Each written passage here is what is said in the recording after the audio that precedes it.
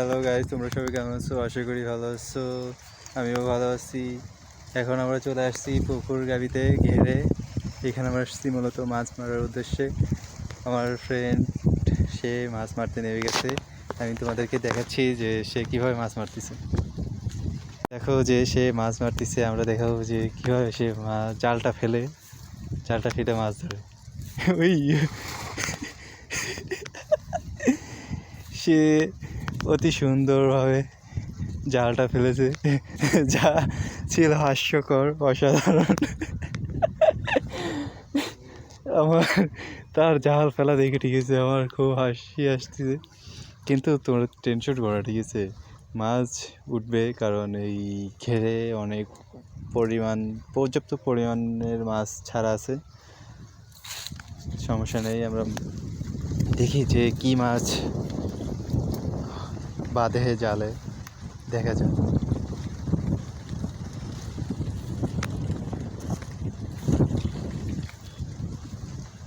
ছোট মাছগুলো সাইডে দিই।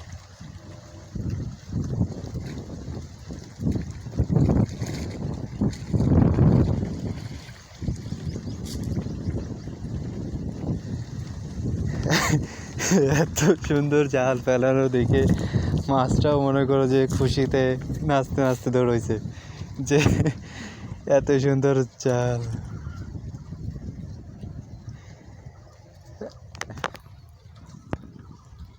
এটা আর 20 বছরের অভিজ্ঞতা, যে সে জাল ফেলাতে আসছে, তার জাল ফেলানো দেখে মনে করো যে মাছটা সব মনে করো যে ধানের ভিতরে, ওই যে দেখা যাচ্ছে ধানের ভিতরে মনে করো যে চলে গেছে। আমি মনে করো যে কী বলবো, কিছু বলার নেই। এত মানে আমি দেখাচ্ছি তোমাদের পিছনে ক্যামেরাতে, ঠিক আছে। আমাদের ঘেরটা অনেক বড়, ঘেরের ভিতরে মনে করো যে ধান লাগানো হয়েছে দেখতে। ও মাই গড, শালা। আচ্ছা, তোমাকে আমি দেখাচ্ছি পিছনে ক্যামেরা দিয়ে, যে দেখো, এই দেখো হচ্ছে আমাদের ঘের। দেখো যে সে আবার জাল ফেলতে চাচ্ছে। দেখা যাক এবারটা কি হয়। Wow, very nice. এত সুন্দর জাল ফেলছে ভাই, আমি হাসি ঠেকে রাখতে পারতেছি না। এটা জাল ফেলার দেখে আমি হাসি ঠেকে রাখতে পারতেছি না। দেখছি আমাদের গেটটা অনেক বড়, চারিদিকে কলা গাছ লাগানো আছে, মাঝখানে ধান লাগানো হয়েছে। ধান কাটার পরে মনে করো পানি মনে করো যে আবার দেওয়া হবে, তারপর আবার মাছ ছাড়া হবে।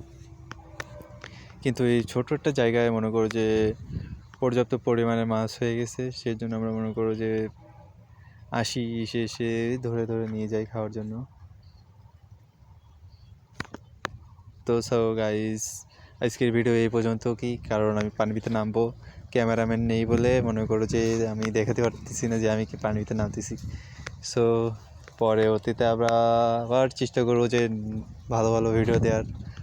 সো ভালো থেকো সবাই, বাই বাই, টাটা।